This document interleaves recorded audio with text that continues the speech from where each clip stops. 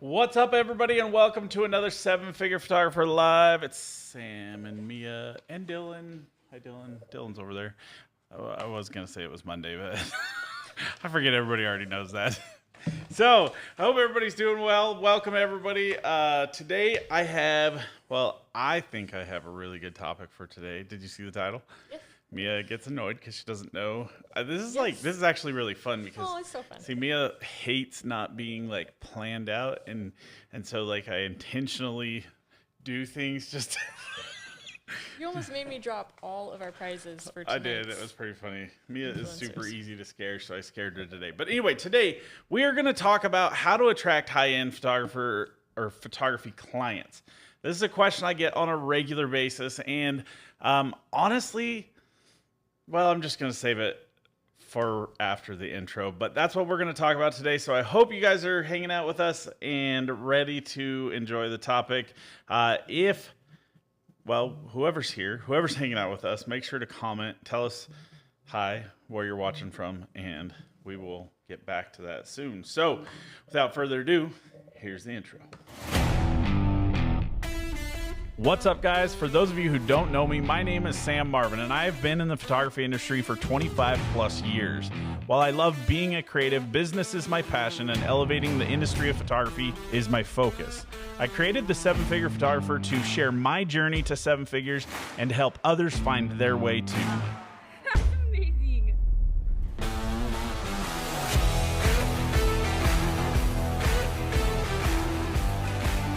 All right, so let's get to it. One of the things that I've learned over the years as a photographer, and I've been in it for a couple years, like 3 or 4. I've actually been doing this in all fairness. I've been shooting seniors full time, which I probably shouldn't say shooting because my video will get struck down. I've been photographing seniors full time for about 10 years. 10 years. 10 years, probably. Yeah, probably about 10 years full time. That being said, I have been in the photography industry for 27 plus years. Now, I went full time self-employed about, it'd be 15 years ago, 2007. Yeah. That's 15 years, right? Yeah, okay, I can math. For once, I can math. So about 15 years ago, I went full-time self-employed, and before that, I was still a photographer. I was just fighting all the battles of trying to make it in the industry, and I probably prolonged it far too much. Looking back, I know that basically some of the challenges that I faced were, I would make more money, but then I would make more money at a job that I could work where I could be a photographer in the evenings, and so the downfall was it's kind of like that rat race, like the game we play. Yes. I would make too much money to replace with the photography business. And so finally, my last job, I honestly got fired by one of my best customers now. And so, and that was probably the best thing that ever happened to me because I was like, okay, well, I'm just going to do this. And so, like I said, I've learned a lot over the years about high-end clients, and they're not what you think they are. In fact, I actually, if you look back at one of the first videos that I did, in fact, a lot of you guys found me through a summit that we did that Matt Hoagland sponsored. And my whole topic was the high-end client is a myth. And so I really kind of still stick to that. And that's what I want to talk about today is how the people that you think are the clients that are going to spend the most are typically not the clients that spend the most. And the clients that you think aren't going to spend well are sometimes some of the best. And so really, you can't classify or qualify these clients just based on the cars that they drive or based on the houses they live in. We've proved that time and time again. It's really a whole different aspect of how you qualify these clients. Now, when you qualify your clients, it actually limits the number of clients you get, which sometimes can be a real challenge in the head game, but we're going to talk a little bit more about that today too. So I think the biggest thing about identifying and attracting the high-end photography client is understanding how they think. And so really it's about understanding how a high-end client thinks and how they spend and how they live. And as photographers, oftentimes we're struggling. We're living in the dumps, or in the no, not in the dumps, but in the trenches. Would be the term. And so we don't necessarily have the money to spend like our clients spend. I still couldn't spend half of what a lot of my clients spend, but I try to enjoy some of the luxuries and some of the ways that they live. I try to shop at grocery stores like they would shop at. And yeah, I spend a little bit more money that way, but in all honesty, that can really kind of be chalked up to like your marketing budget, if you will. No? You don't like that idea? That's a little far. But at the same time, like you can also figure out like, and it really does boil down to what you value. And that's really kind of the biggest aspect of what I want to talk about today. But what I mean by shopping where they shop, doing those kinds of things. Yeah, I can't necessarily afford to go eat at the highest, most expensive restaurants every day of the week, right?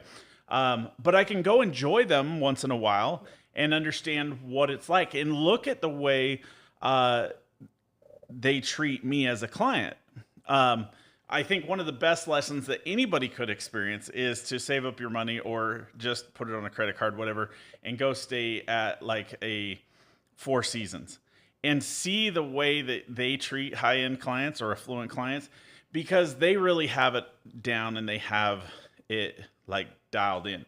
And that kind of leads me to one of my sections of this topic, which is give a 5-star experience. Now, that doesn't mean that, and we actually, one of the reasons we taught the whole course about the customer experience was creating an experience that was fluid throughout the whole experience.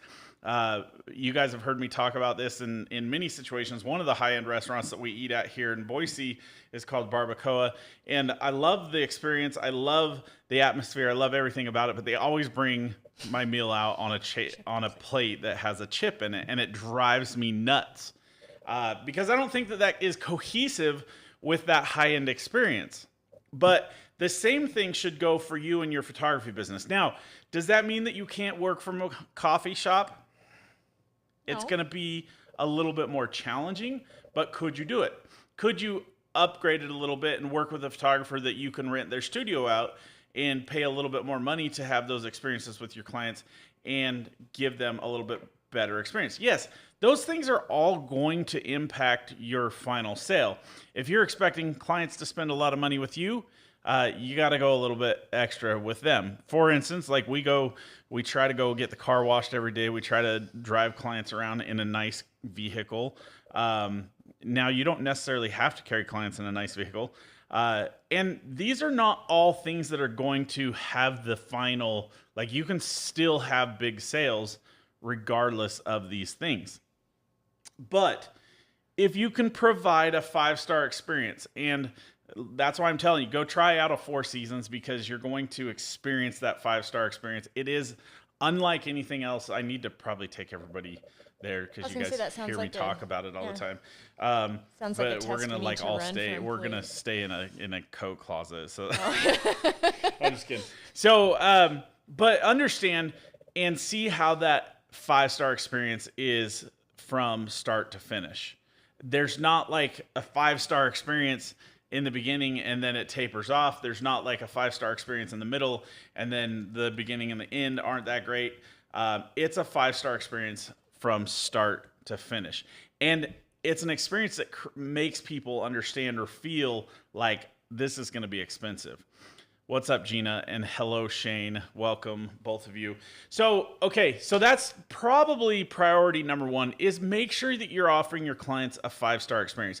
Give them something that is going to make them feel like this is worth more money than I think I'm going to spend. Like if you can do that for your clients, then they're not going to have as much of a challenge when they spend their money with you. Now, next is, well, we've kind of talked about be where your customers are, but that's really like, I've seen this a lot because we've been going to a lot of football games and it's like, okay, we're trying to market more or reach our students more. And as I get older and they get younger every year, it's a harder, bigger gap to it's a bridge. bigger gap, and we have to kind of navigate that. And it's really interesting because we've gotten a chance to go out and see, and it's funny how quickly and how fast like that discomfort disappears when you do certain things or when you pay certain attention. And so we've been going and handing out or throwing out Dutch cards and getting information by doing so. And it's kind of interesting just to create those relationships with people. But that's one of those things. Like, how do you get to a focused location of where your clients are? Now, if you're working with high-end family clients, that's kind of a hard one, but there's ways to do it. If you're working with babies, there's places that people hang out. And I'm not just talking physical places. These can be social places, like on Facebook groups and different stuff like that. I mean, it always baffles me how much there are for high school kid or high school parent groups. And those are really valuable things to do as well, and to give information or offer information.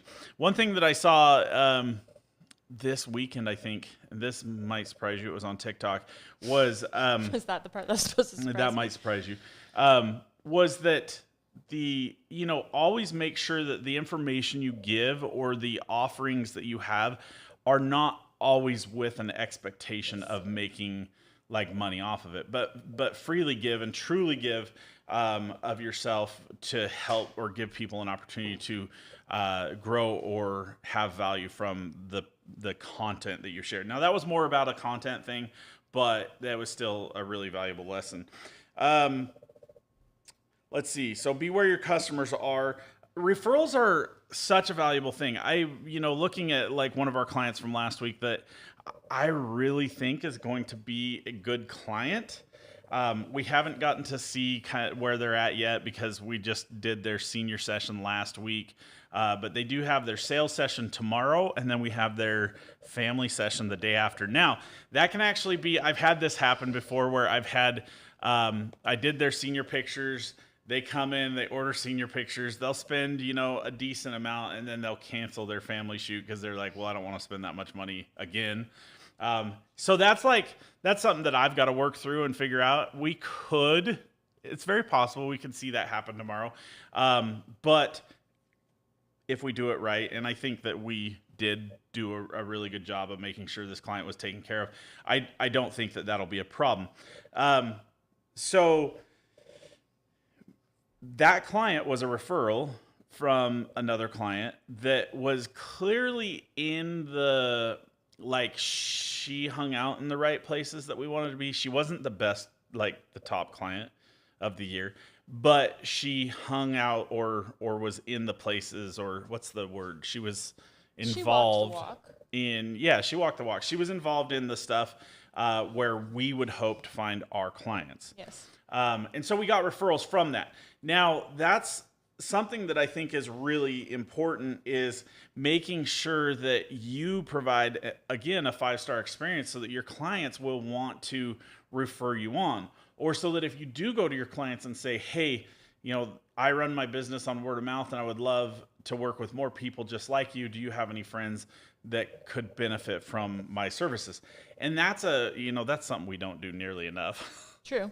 So, but also when you work with those clients, being able to reach out in slow times and reach out to your VIP list and say, hey, we have this promotion going on, or we have this going on. How would family pictures work for you? That kind of thing. So those are all valuable things. But referral clients also, like when you treat a customer or provide them an amazing service, at the same time, sometimes they're willing to return faster than you might think. For instance, we had a senior this year that they've already spent $19,000 with us. They were not as much as they spent. I expected that they would spend a lot on their first session, senior pictures. afterwards, I recognized like how much they valued what we offered. And I knew that that would probably have some standing in the rest of that. I do not, however, after getting to know them, I know that that's not like the money isn't just free flowing. They don't have that much disposable income, but they value what we offer. Now, that kind of leads me into my next aspect of this, and that is, we have to stop trying to determine what people can spend. I live like in my neighborhood. It's not like a low end neighborhood by any stretch, but it's not the highest of the high. But I always have in my mind when I talk to my customers that, or to my neighbors or my family members, that you can't afford me. And that's not really a fair thing because it's not our right to determine who can spend what money or how much money they can spend. I found out that my next door neighbor has twins that go to BK, and their oldest son plays football for BK. Wait, which next door neighbor? Not the one that we've, okay. but the one to the other side of me. Okay. And so, we were actually at the football game, and she noticed me, and then the next day she was like, "Were you shooting at the football game?" And so that's how I found out about this. But and for those of you who don't know, BK is like our top private school in the area. We've actually had some really interesting demographic, is that the right word? Demographic. Well, we've had some really interesting variety of people because we have a tendency to get people from there whose their grandparents are paying for their $10,000 a year tuition. And that's like, we were going to enroll our son there this year. And when we got into it, we were like really late getting everything done, like the last week before school. And so it just proved to be kind of like too much effort. And so between the applications, the application fees, all that stuff, they're spending a lot of money on that education. But the one thing that I have noticed is that this year we have really well aligned ourselves with some of the better higher end people at that school. And so I think that, with no matter where you go, there's going to be the good and the bad. Meridian High School, which is the high school my son ended up going to, is the lowest demographic school in the West Ada School District. But yet we've had some really good high spenders at Meridian High School, and we've also had a lot of interest from Meridian High School where they are like, no, we're not going to do it. Now, so the biggest thing I'm telling you there is when meeting clients, treat every client, and I got to take my own advice here because this is one of the things that I struggle with. Treat every client as if they have the opportunity or they can afford what you have to offer, or that they should be able to afford what you have to offer. But at the same time, you can have like your different aspects of how you qualify those clients. And I know there's a lot of people that'll be like, well, you shouldn't be qualifying your clients. But the thing that we've learned is that when we don't qualify or don't pre-qualify, some of our clients do slip through the cracks and they create a negative experience for us. We have not had that this year. Have you noticed?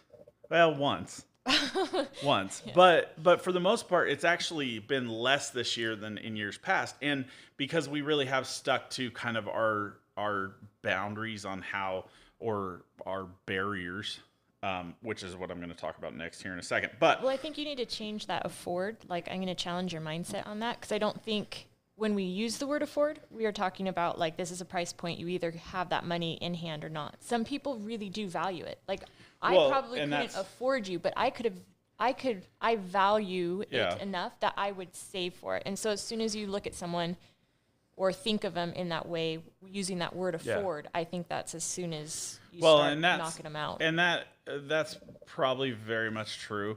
And it isn't really necessarily an afford thing, because there's a lot of things that I can't afford, but I still value them enough to do them, to make them happen. So, but still, I guess my point in saying that is don't look at clients as if they can't afford it, or as if, but find the clients that value what you do. And oftentimes you'll find those clients are very similar to other clients. For instance, some of our best clients do have big families. Yeah. That being said, they're not as common. And And then some of our clients have, well, the majority of our really good spending clients are one or two kids. Um, a lot of the biggest spending clients are not living in these huge, big, rich mansions. Like, surprisingly, we don't deal with that a lot. One of the things that I always love to say, and when trying to find the people that value what you do, it's really just determining grandma. Who's grandma? I don't know. Yeah, grandma, if you'll tell us who you are, that'd be great. I'm like, is my mom on here? Just kidding. But identifying who is that person? I don't know. Give me a second. Yeah, clear them Okay, out. I got it. I'm on it. Oh dear. Keep talking. Wow, I got this. They're really going for it. But anyway, the in determining how That was you got me. them all. Yep. Good. What a punk. It totally threw me off my. Sorry. But basically, identifying how they value what they value. One thing that I have always loved and always found really interesting is if you've ever driven through a trailer park, and there was this trailer park on the side of State Street here in one of our our kind of wealthiest communities. And it was a trailer park everybody wanted to get rid of. But anyway, it was, and they're back. So I don't know if you can ban the person or whatnot, but oh really? But in that trailer park, you would always drive past, and it was really interesting because there were always really, really nice cars there. So what that teaches you, or what you learn from that, is people, no matter how much money they make, no matter where they're at in their life, they value certain things differently. And they will oftentimes spend any amount of money on the things that they value more so than what they don't value, obviously. Now, the challenge as a photographer and what it does to us as photographers is we get it in our head that if people don't spend money, that they don't value us. And sometimes that's true. Sometimes it has nothing to do, most of the time it has nothing to do with you. It has everything to do with them and what they value, not necessarily valuing you. But they may not value the photography. They may not value the things that you have to offer as well. And so it's about learning how to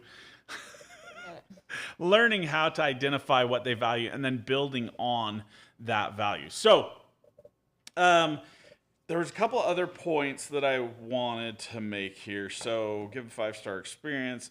Oh, we've talked about this on another. Okay, Shane says, I've had clients from lower middle class areas spend $3,000 and clients from affluent areas spend $200. And that's very true. We've dealt with that before. In fact, a couple years ago, I guess last year, I put up a picture in, I think it was one of the photo groups. It was a house. Both were clients of ours. One was in a house that was like a $190,000 house. One was like a $2 million house. And I said, which client would you prefer to have? The $2 million house, that client spent barely $2,000. The $190,000 house, that client spent over $8,000. I think close to $9,000. And so, again, it's like you can't really just identify these things based on the cars they drive or the houses they live in. It's really about what they value. And how do you determine what they value? Well, a lot of that is by having that red velvet rope. Now, this comes from a book. Of course, I can't think of the book's name. Mia, help me out. What are we talking about? Sorry, the red velvet rope. I was taking Grandma out. Sorry, Grandma 1, 2, and 3. Mia took Grandma out. Did they create new accounts that fast? No, they must have other accounts just sitting there waiting. What are we talking about? The red velvet rope. What is the book? Book Yourself Solid. That's what it is. Oh. Yeah, that's the one I was talking about. I was thinking it was one of the .com guys. No. Book Yourself Solid. So if you've never read the book, go get the book. It's great. It talks about like having the red velvet rope, having the different criteria on how to identify your ideal client and to let them in. But One thing that we've done this year is we actually changed things up. It used to be that we tried to make what we offered look as cheap as, well, not cheap, as inexpensive as possible, but yet with the expectation that we could get them in, explain the options, and show them that they're going to spend more money. But what we learned is that we were kind of missing that boat just a little bit. We added a deposit, or more or less a minimum. I don't call it a minimum. We added a deposit to our sessions to where they pay $1,000 up front. And we've actually had pretty good conversion on that. But what we have helped and have eliminated a lot this year is the clients that make it through that just missed that information. They know that at this point they're already $1,600 into it, and so they know that if they spend that money, they're probably going to be in it a little bit deeper. So creating that barrier to entry is really a good way to help or to identify the people that are going to be your high-end photography clients. Now, the one thing that I want you to take away from this, or to understand about this, is that just because people drive really nice cars, just because they have $1 million in the bank, or just because they have really nice houses, does not mean they are going to value what you do. Some of those people value experiences more than they value things. Some of them, value just different things, different than what you think they might. Just because they have money doesn't mean anything. Now, if you can find the client that has the money and values what you do, or feels like it's going to fix something about what they've done in their life, whether it be the amount of time they spent working and they feel like it's going to fix how much they've been away from their kids, in that situation, it can be really powerful. Or even we've seen in situations, and I was actually thinking about this the other day when we were on our way home, because we were driving home from our shoot with Wyatt, and there was a bunch of ambulances and stuff going down the road behind us, and I was like it started to go through my head. I was like, what if that was him? Because he was driving on his own, and I was like, what if that was him? That would be absolutely horrific to experience that. I've never had to experience that. I don't think we've ever lost one of our seniors. No, a family member. We've lost a family member.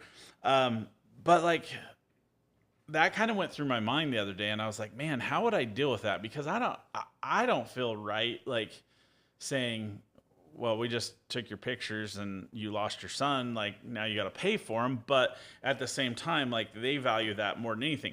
The only reason I bring this up is because we did have a client last year who had lost a lot of their family members throughout the years, and really learned to, they decided, they learned that that's what they value, is having those memories, having those pictures and those keepsakes. And that was the one thing that really triggered. I was like, this is going to be a good client. They weren't the top. They were $4,500 or $4,600 when all was said and done. And so they weren't the best, but if you remember when we went to their house for their in-home consultation, I looked at you and I said, we screwed up. Yes, you did.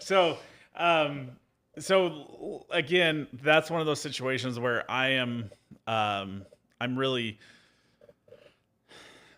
deciding or prejudging, if you will, which I shouldn't, the situation. But guys, the one thing that I do want you to get from this is there is, in my opinion, no such thing as the high-end client. There are plenty of people out there that have a lot of money and that can truly afford to spend a lot of money with you. But we had a client just the other day. Perfect situation. Mom and dad had divorced. Mom was clear out in Virginia. Dad and his daughter were here. She wasn't the most. She looked beautiful when she was adorable. Everything was done. But she was a goofy, they were cute, nerdy kid. Dad was a total nerd. And he was over $7,100, $7,200 on his daughter's pictures, and he bought an album for mom. So it was just kind of that perfect storm. And that is like not that I want divorced parents, but like that single child that is like everything to their parents. Cause a lot of times those single children, hot girls here. A lot of times those single children, are really treasured because those parents don't have the ability to have more than one kid. Same situation for me and Michelle. Our kid gets spoiled because he's the only child, not because we only wanted one child, but because that's all we could have. And so it really opens up some opportunities. It really changes what people value. And so when you can really capitalize on that, and again, I'm not saying just to take advantage of it, but allow people to spend the way they want to spend. And understand that no matter what, in fact, when we went to their house, it was overgrown with rose bushes. Like it was a little bit like, it wasn't messy, but it was just completely overgrown. It was in a really, what's the right word for it? Not pleasant, not mediocre. Why can't I think of words today? I'm not sure what you're trying to say. Like their home, like they weren't in like a rich community by any stretch. Like their neighborhood was a very no, but we meager, have a lot of clients over in that area. But all I'm saying is that like they like in no way would that client be considered, or would I consider them an affluent or high end client by any stretch. By outward appearance. But not even just outward appearance, but just anything. But at the same time, they valued what we had to offer, and they spent really well. And that's the kind of client that I would love to have every single day.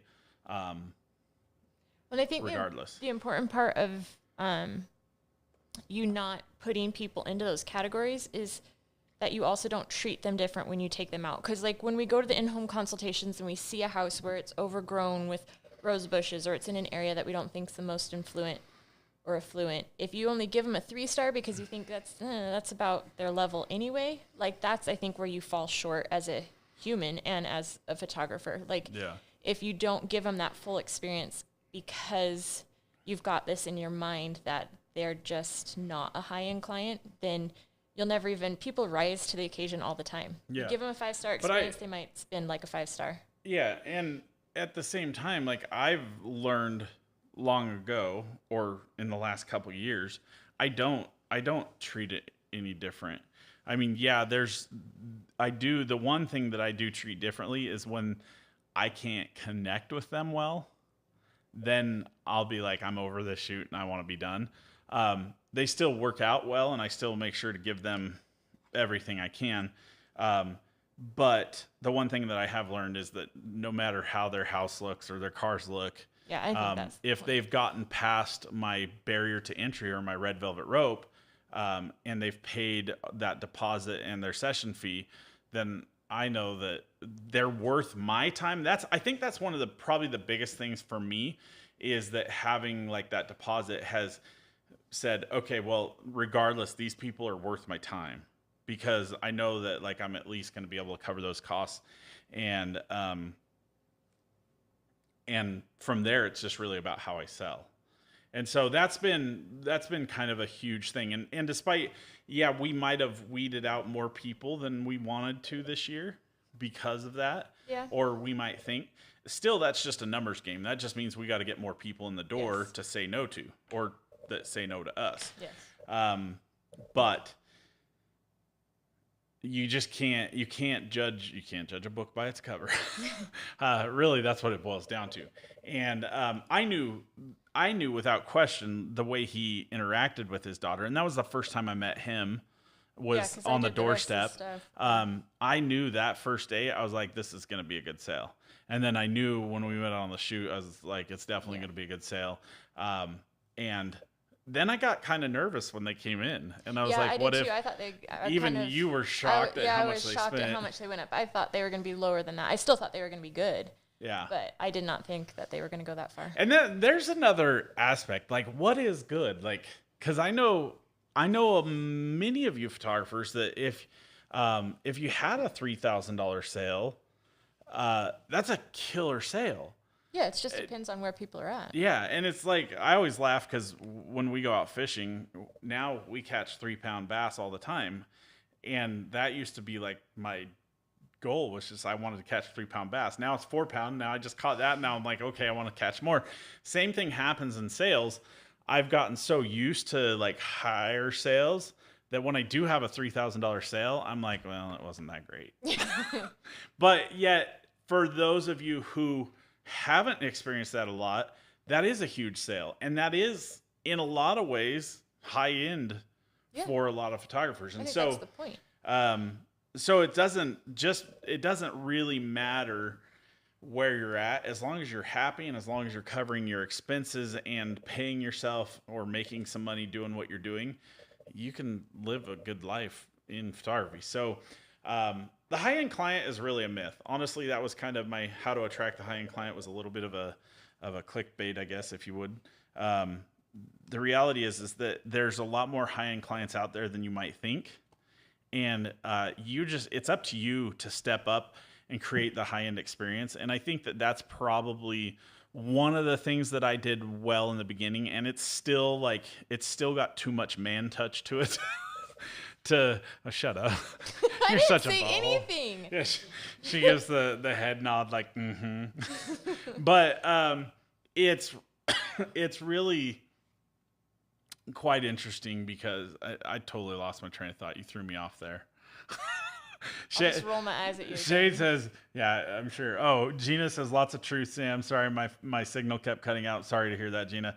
Shane says, do you find that high-end clients that are from affluent areas to be unreasonably demanding high maintenance? And if so, how do you handle that? No, actually not. We do sometimes. I don't think those are the high-end ones, though. Those are like the ones that think they're those, high-end. yeah, that is really true. We do not. have a lot of clients that do live in that high end. But that is, I mean, I'm going to say no to that question, Shane, because the majority is not that way. The majority of our clients, in fact, the kid that we shot the other day was probably, and maybe they were just flaunting it a little more or whatever. They were really down to earth, amazing people. What's that? Oh yeah, go for it. They're really down to earth, amazing people. And I expected them to be more of what you're talking about, Shane. But they were nothing like that. Gina says, not all of them. Some of the cheapest clients can be the most high maintenance. Honestly, the highest maintenance clients that I've ever had, without question, are the ones that are like the kind of the nickel and dime you, well, not even nickel and dime you, but just expect everything for nothing or expect you to go the extra mile. I've had a lot of situations where the client was like, oh, can you do this? Can you do this? And I was like, yeah, because I think they're going to be good. And then I find out they're just literally exactly that. They're the high maintenance. And there is a huge difference between high end and high maintenance, or affluent and high maintenance. Huge difference. Typically, people, affluent people or people with money understand that what they're spending extra is getting them like kind of buying that time back for themselves, so they don't have to do all the extra stuff. But you do every now and then have the clients that can do it all, and they want to do it all, and they just, yeah, you just have to, like Gina says, you just have to fix the boundaries in the beginning. And I'm not necessarily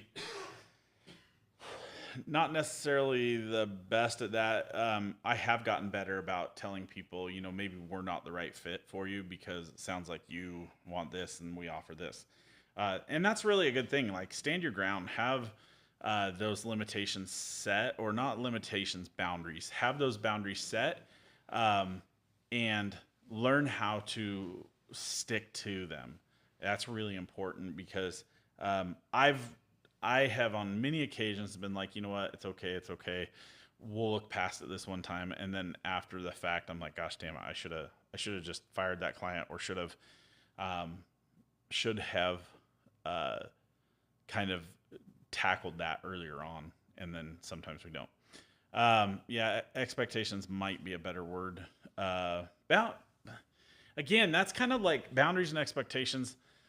I think and it's good in all ways, because like I've said, don't set your policies and procedures to protect you. You want to protect your client. But I do think that, like, when you're in this position, just like with Gina, you have to have your boundaries so that you can continue to love what you do. And so that when you love what you do, you can give people the best of what you offer. When we're not in our zone of genius, or we have people that drain us or suck the energy out of us, then we just end up going rounds with the thing. Yeah, it just ends up being a negative experience for all. So anyway, that's all I've got for you guys today. Mia took a phone call and left, so we don't have to say goodbye to her. Dylan's over here. Dylan, you want to say goodbye? Bye, guys. So I hope that was beneficial, guys. Just keep in mind, there is such a thing as a high-end client, but they're not necessarily what you think they are. The high-end client is really, truly the people that value what you do and value what you offer more than anybody else. Those are the people that matter. Those high-end clients are a little bit of that unicorn. It's not like they seem real and seem attainable, maybe not a unicorn, but they're not necessarily, because they don't necessarily value what we offer. When you find them, those are the best, and that's great. But honestly, I love the people that, I hate to say the word afford, because Mia just kind of gave me crap about that.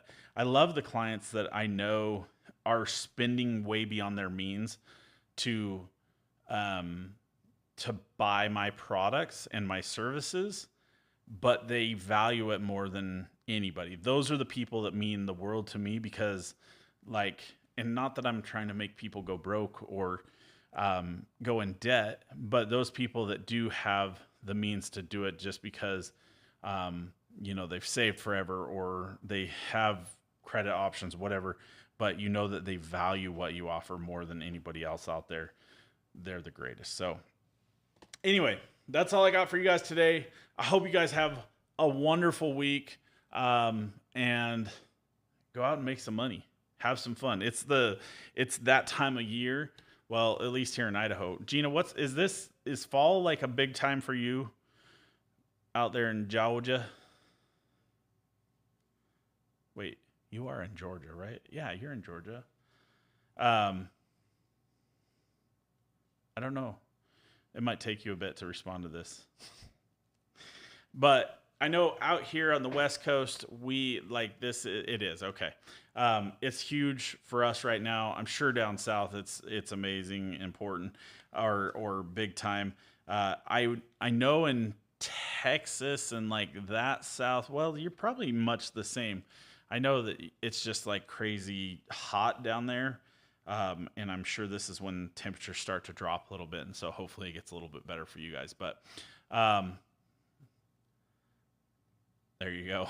That's the way to do it. So anyway, that's all I got for you guys today. Don't have too much fun without me, but have an amazing day. Amber says, fall is always my busy season. It's great. I'm in Alabama, and it's huge this time of year. Too hot in the summer and too cold in the winter. Plus, our autumn doesn't last very long. Same thing here, Shane. We get a short fall or autumn season, typically about 2 weeks. But that light is still amazing for a good month and a half. So we take advantage of it as much as we can. So anyway, thank you guys. Have a wonderful day. Peace out, Girl Scout.